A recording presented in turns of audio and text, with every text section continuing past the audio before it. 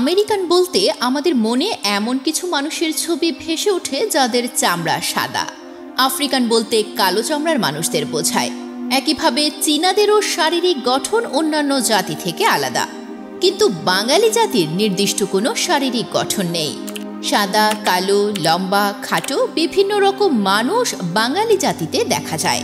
অর্থাৎ বাঙালি জাতি একটি সংকর বা মিশ্র জাতি।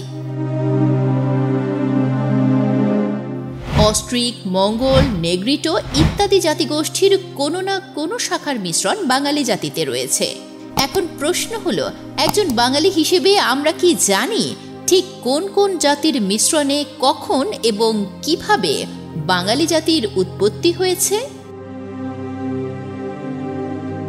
যে জাতিতে রবীন্দ্রনাথ ঠাকুর, কাজী নজরুল ইসলাম, নেতাজি সুভাষচন্দ্র বসু, ঈশ্বরচন্দ্র বিদ্যাসাগর, লালন শাহ, সত্যজিৎ রায়, জগদীশচন্দ্র বসু, স্বামী বিবেকানন্দের মতো হাজারো মহাপুরুষের জন্ম হয়েছে, সেই জাতির উদ্ভব সম্পর্কে না জানলে শিক্ষা সম্পূর্ণ হবে কি করে? তাছাড়া বাঙালি হিসেবে বাঙালি জাতির উদ্ভব সম্পর্কে জানা আমাদের দায়িত্ব আর কর্তব্যও বটে। বাঙালি কারা? কোন জাতির মিশ্রণে বাঙালি জাতির উৎপত্তি হয়েছে? কখন ও কেন এই রকম মিশ্রণ হয়েছে? ইত্যাদি সকল প্রশ্নের উত্তর পাবেন গোলক ধাঁধার আজকের এই পর্বে। তাহলে চলুন আমাদের নিজের জাতির ইতিহাসটি ভালোভাবে জেনে নিই। বাঙালি কারা? বাঙালি বলতে আমরা বাংলা ভাষায় কথা বলা জনগোষ্ঠীকে বুঝে থাকি। এদের স্থায়ী নিবাস বাংলাদেশ ও ভারতের কিছু রাজ্যে, যেমন পশ্চিমবঙ্গ, ত্রিপুরা, আসাম, বিহার, ওড়িশা ইত্যাদি। অর্থাৎ বাঙালিদের বাসস্থান বলতে আমরা এই সমগ্র অঞ্চলটিকেই বুঝে থাকি। 1947 সালে ভারত বিভাগের সময় ব্রিটিশরা অঞ্চলটিকে দুটি ভাগে ভাগ করে। এক ভাগ বর্তমান বাংলাদেশ এবং অন্য ভাগ ভারতের কিছু রাজ্যে পরিণত হয়। বাংলাদেশ, ভারত ও প্রবাসী বাঙালি সহ বর্তমান পৃথিবীর প্রায় 30 কোটি লোক বাংলা ভাষায় কথা বলে। চলুন এবার জেনে আসি বাঙালি জাতির উৎপত্তির ইতিহাস। বাঙালি জাতির উদ্ভবকে কয়েকটি পর্যায়ে ভাগ করা যায়। আর্যদের ভারতবর্ষে আগমনের পূর্বে প্রাচীন যুগে যখন বাংলা ভাষা ও বঙ্গরাজ্যের উদ্ভব হয়নি, তখন এই অঞ্চলে যেই জাতি বসবাস করত তারা ছিল কালো, খাটো প্রকৃতির মানব। এই জাতির নাম ছিল নেগ্রিটো। এরা ভিল, সাঁওতাল, মুন্ডা প্রভৃতি উপজাতির পূর্বপুরুষ। এদের সভ্যতা বলতে তেমন কিছুই ছিল না। আসলে তখনও সভ্যতার সূত্রপাত হয়নি। 5000 বছর পূর্বে, মানে মানব সভ্যতার উষালগ্নে অস্ট্রিক ভাষাভাষী লোকেরা বাংলায় আসে। অস্ট্রিকদের আদি নিবাস ছিল ইন্দোচীনে। অনেকে এদেরকে নিষাদ জাতীয় বলে থাকে। এরাও তুলনামূলক খাটো ও কুৎসিত চেহারার ছিল। তবে এদের সভ্যতা বলতে তেমন কিছু না থাকলেও অন্তত নেগ্রিটো থেকে উন্নত ছিল। বাংলায় এসে প্রথমেই এরা অনুন্নত নেগ্রিটোদের বাংলা থেকে উৎখাত করে। বাঙালি জাতির প্রধান অংশ অস্ট্রিক জাতি থেকেই গড়ে ওঠে। প্রায় একই সময়ে, মানে 5000 বছর পূর্বে বা তার কিছু পরে, দ্রাবিড় নামক আরেক জাতি বাংলায় আসে।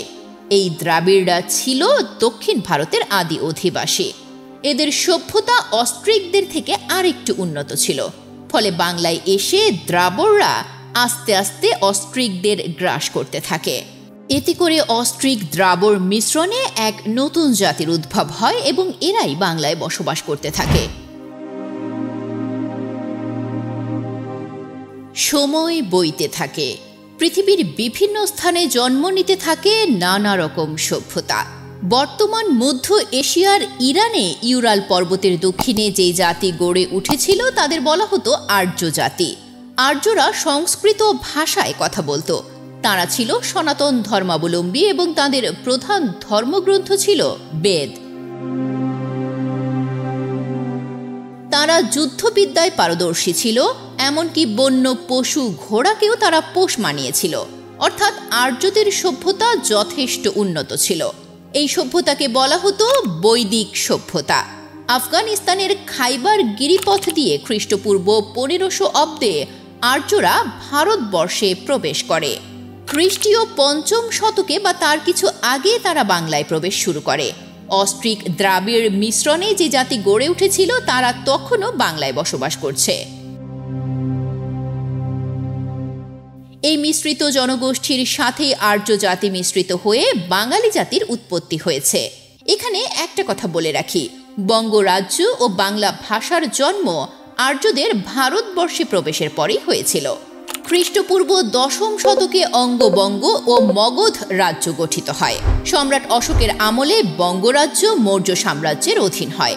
তারপর পর্যায়ক্রমে গুপ্ত বংশ, পাল বংশ, সেন বংশ, মুসলিম ও ব্রিটিশরা বাংলা শাসন করে। অন্যদিকে বাংলা ভাষার উদ্ভব হয় খ্রিস্টীয় ৭ম থেকে ১০ম শতাব্দীতে। আমরা দেখতে পাচ্ছি অস্ট্রিক দ্রাবিড় মিশ্রিত জনগোষ্ঠীর সাথে আর্য জাতির মিশ্রণেই বাঙালি জাতির উৎপত্তি হয়েছে। কিন্তু এখানেই শেষ নয়। খ্রিস্টীয় ৮ম শতাব্দীর দিকে সেমীয় গোত্রের আরবীয়রা ইসলাম প্রচার ও ব্যবসা বাণিজ্যের উদ্দেশ্যে বাংলায় আসে। এতে বাঙালি জাতির সঙ্গে তাদের রক্ত মিশে যায়। আরবীয়দের অনুকরণে নেগ্রিটো রক্তবাহী হাবশিরাও বাংলায় আসে, ফলে তাদের সাথেও বাঙালি জাতির মিশ্রণ ঘটে। এমনিভাবে তুর্কি, আফগান, ইরানি, মোগল প্রভৃতি জাতি বাংলায় আসে এবং পূর্ববর্তীদের সাথে মিশতে থাকে। সব শেষে বাণিজ্যের উদ্দেশ্যে ইউরোপীয় তথা পর্তুগিজ, ওলন্দাজ, দিনেমার, ইংরেজ, ফরাসি প্রভৃতি জাতিরাও বাংলায় এসে বসবাস করে এবং বাঙালিদের সাথে মিশে যায়। এভাবে হাজার বছরের অধিক সময় গ্রহণ, বর্জন এবং রূপান্তরীকরণের মাধ্যমে উদ্ভব হয় একটি সংকর বা মিশ্র জাতি, যা বর্তমানে বাঙালি জাতি নামে পরিচিত। নৃতত্ত্ব অনুসারে মোট জাতিগোষ্ঠীর প্রায় ৬০% অস্ট্রেলীয়, ২০% মঙ্গোলীয়, ১৫% নেগ্রিটো এবং বাকি ৫% অন্যান্য নরগোষ্ঠীর। নেগ্রিটোরা প্রথম বাংলায় বসবাস করত। অস্ট্রিক বা নিষাদ জাতি এসে নেগ্রিটোদের বাংলা থেকে উৎখাত করে। তারপর দ্রাবিড়রা বাংলায় আসলে অস্ট্রিক দ্রাবিড় মিশ্র জাতির উদ্ভব হয়। অস্ট্রিক দ্রাবিড় মিশ্র জাতির সাথে আর্যদের মিশ্রণই বাঙালি জাতির উৎপত্তি হয়। পরবর্তীতে বাঙালিদের সাথে আরবীয়, নেগ্রিটো, রক্তবাহী হাবশি, তুর্কি, আফগান, মোগল, ইরানি, ইউরোপীয় প্রভৃতি জাতিগোষ্ঠীর মিশ্রণ হয় এবং বর্তমান সংকর বাঙালি জাতির সৃষ্টি হয়। অন্যদিকে অস্ট্রিক দ্রাবিড় মিশ্র জাতির সাথে মঙ্গোলীয় বা ভোটচীনীয়দের মিশ্রণে গারো, কোচ, ত্রিপুরা, চাকমা প্রভৃতি উপজাতির উদ্ভব হয়। বাংলাদেশে আর্যকরণের পরে এদের আগমন বলে বাঙালিদের রক্তে এদের মিশ্রণ উল্লেখযোগ্যভাবে লক্ষণীয়।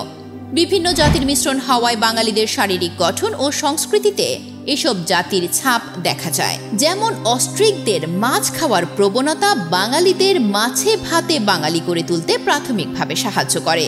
দ্রাবিড়দের গায়ে উলুমের ছাপ কিছু কিছু বাঙালিদের শরীরে এখনো দেখা যায়। আর্যদের সংস্কৃত ভাষার অনেক শব্দ বাংলা ভাষায় স্থান লাভ করে। আরবীয় ও ইউরোপীয়দের ভাষার শব্দ বাংলায় মিশে যায়। আর্যদের সনাতন ধর্ম, আরবীয়দের ইসলাম ধর্ম মিলে বাংলা হয়ে যায় বিভিন্ন ধর্মাবলম্বীদের অঞ্চল। বঙ্গ জনপদ থেকে মৌর্য সাম্রাজ্য, তারপর পর্যায়ক্রমে গুপ্ত বংশ, পাল বংশ, সেন বংশ, মুসলিম শাসন, ব্রিটিশ শাসন, পাকিস্তান আমল এবং সবশেষে স্বাধীন বাংলাদেশ। প্রিয় দর্শক, গোলকধাঁধার পরবর্তী ভিডিও আপলোড হবার সাথে সাথে দেখতে চাইলে সাবস্ক্রাইব করে বেল আইকনটিতে ক্লিক করুন।